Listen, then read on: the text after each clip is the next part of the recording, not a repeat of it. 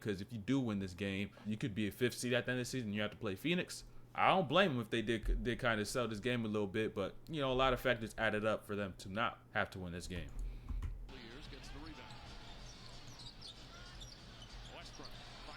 So boom. And what's been extremely evident since Russ has gotten on the Clippers, there's no hesitancy on his shots, on the plays he makes. So him being on the Lakers, I just feel there are a ton of people in his ear telling him to do this, do that. Your role is this. You should need to do that. It's just a bad fit. You're trying to make something fit that should never fit in the first place. So you're going to constantly try to make that puzzle piece change to fit the puzzle, but you can't not make that puzzle piece change to fit the puzzle because it's just simply the wrong piece. And it gets a little worse, mind you. I don't know, Brown just turned his back to him. Probably thought Reed's going to get him. But 15-3. All right, that's tough. And so a team like the Lakers who don't really have youth, they don't have those young legs to where they can play back-to-back, and on that second game, they could just be fresh and going. Nah, that's just going to be tough. It's going to take a little while for them to be able to get their rhythm. As well. And again, Lakers and Clippers have never played in a playoff series. Now, boom. Reeves against Powell, stumbles a bit, gets... This is your time right now where you got AD on the floor, and everything is functioning around AD. All your actions, all your looks. So that also means your reads should be centered around Anthony Davis. So boom. Right here on the slip, right? So you see Plumlee step in, and now this look should be boom immediately to Hachimura. But this pass would be hard to make. You have to get this through Powell, and then you have to hit all the way deep corner Hachimura. But this is where Hachimura needs to shake up higher to that wing, so it's more of a straight line pass outside the lane of Powell instead of a pass being like right over his top, and he can just reach his hand up and get that steal. So Reeves needs to recognize that, and Hachimura needs to recognize that. So it's on both ends as well. Just did not go well. Went left. Watch his hands. Notice what he does with his hands. What does he do with his right hand, and what does he do with his left hand? The right hand is up in case he wants to go up into a shot. The left hand is down to trace the ball on the pass. So now he's ready to get the block and the steal. And at his size and his length, there's a good chance he'll be able to stop both, which is what he did right here, and he does every single night. And Hachimura, bro, I don't know what it is, but Hachimura has a habit of just not swinging the one more. Like, come on, gang. I know you got Kawhi closing out, and Kawhi could just boom, change direction, get to Troy Brown. But then he can just hit you right back in the corner if he needs to. And I kind of didn't get this. You had AD in a deep drop. But I feel like AD, he could play the drop, all right? But he played the drop at a range where Kawhi could get to his spots with no contest. AD could play the drop a little higher and be able to force Kawhi to not get to his spots to want to get downhill or take that ball back out. Because AD, he has good mobility. He could actually move. So you get up a little higher, you make him want to drive, AD, boom, hands, length, all around him. Pause. Things like this, is that how they sold the game? Intentionally?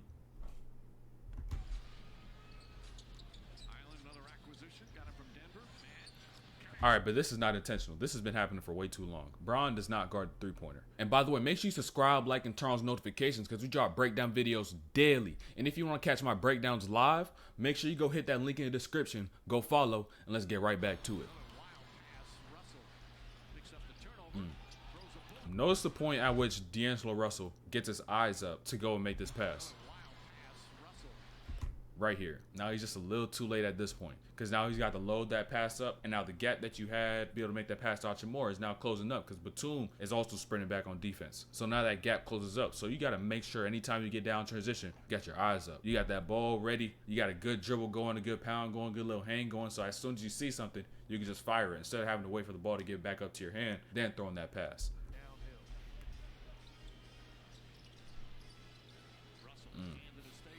That's a 6'3" D'Angelo Russell over a 7-foot Zubac. You see, being able to shoot over players is not just purely on a player just being tall. There's a skill that goes into being able to shoot over taller defenders. And the one thing that really anybody could develop and help you shoot over players is your pickup speed, one, and then also your release point. Now, release point could vary for certain players, but usually in the mid-range, it's usually going to be higher up. And you also got to get good touch on it.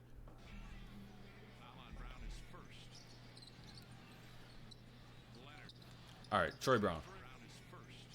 An inactive defender, a stationary defender, is the easiest thing to screen. he's top guarding him, but he's not even really top guarding him. He just stands there. So Zubac just comes up right behind, boom, hits it with a screen. Kawhi gets loose for a three. Got to stay active as a defender, on the ball, off the ball, whatever it is. Got to be active.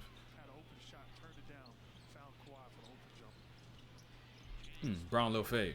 Brown had 3 points and was 1 for 6 from the field in the first half. Now it's the second half. God damn, just like that. Down 24. You're going to see this comeback. And the thing is, Bron, though, notice what changed, though. The shoes. It was the shoes.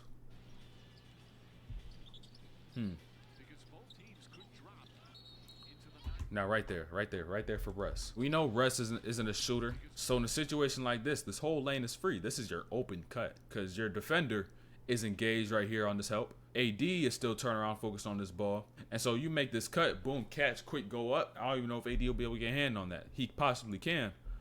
But nobody will even realize that you actually did cut to the rim and you're already right there. It'll throw everybody off. They probably still think you're in that deep corner. Yeah. It was the shoes. Pete Brown, though. Great play by Vanderbilt. They started making a little run right here, too. They started making their little run. They was down 24, but now they started to get back into the game. But notice what Braun's doing as a defender on the ball in the inbounds. To start this play, right, Braun may even already know this play to start because he probably did his scouting. So, boom. Underneath the rim. Your coach always tells you no passes get thrown underneath the rim, right? That's where he starts off. He's still turning, and he's seeing that this curl is happening. So now he jumps out to this left side, helps discourage that pass for the curl. And then, boom, he gets squared back up because now their actions are done. That pass is now just going to get thrown over the top. And now Jared Vanderbilt is left alone to get this steal. Now elbow work. Brown hot right now. Elbow work. Spin. Ooh. No netter. But peep this, though. There's a reason for it. Notice the footwork. Notice where his feet are pointed. His left foot is pointed to the corner. His right foot is damn near also pointed to that corner. So, you know how hard it is to be able to get up into a shot with none of your feet pointing to the rim. It's actually pointed away from the rim. So now he has to do all the turning in the air, and that's just a lot of movement to do. So anytime you get into these spins, make sure at least you get like both your feet even somewhat diagonal to that rim, so you don't have to do so much turning like Bron does here, where he's facing this way and has to turn like damn near 90 degrees to be able to get up into the air and get balanced.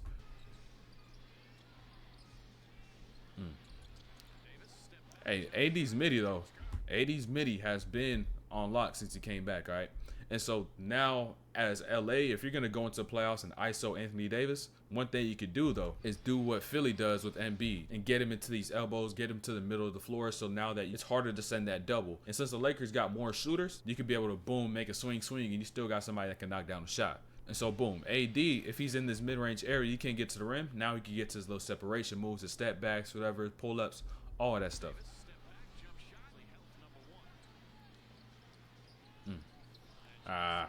Should have stayed in that corner. Bron mad. But why he turned back and looked at Troy Brown with such disgust? He's so disgusted. But hold on, let's look at this right here. Bron gets to the paint.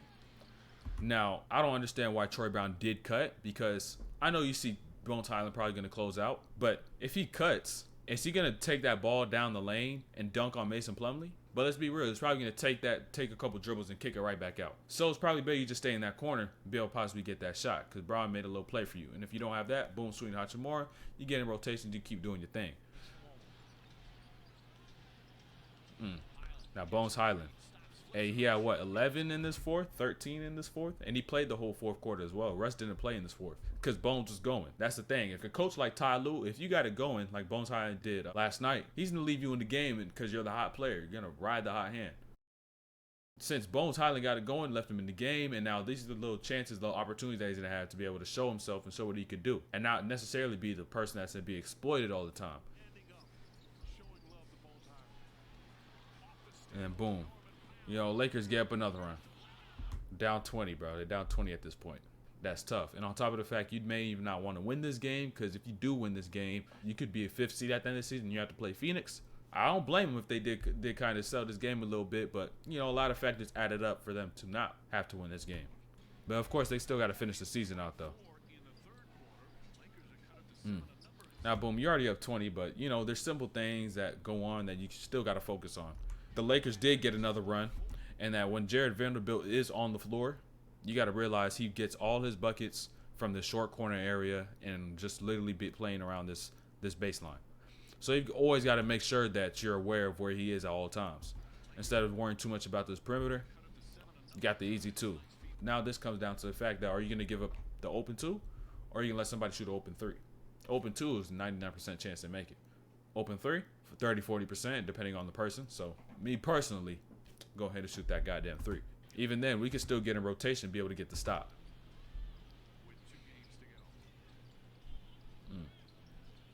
Now, boom, quiet. That hedge right there.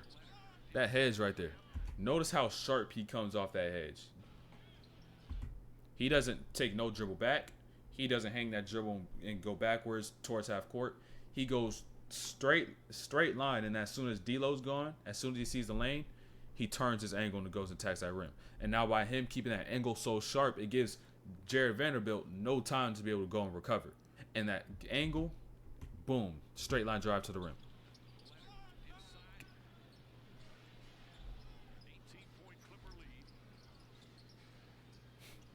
Hey, bro. Pump fakes, bro. Pump fakes. I think people overcomplicate pump fakes. You don't got to do nothing super crazy, super quick on a pump fake. What really sells a pump fake is your pace, especially on a defender that's closing out super hard to you. If you hit a good, nice pace pump fake, you show that ball, kind of unhinge your body as well, like you are shooting. That's gonna be all you need. Just really watch this again. Just show that ball. A defender that's closing out hard, it's hard for them to process what you're actually doing. They're just gonna see this little movement, and then they're gonna go and jump. Whereas you're going in this movement, they already thinking you're shooting, and this keeps you calm. This calms your pace down, and allows you to make the right decision after you do make that pump fake.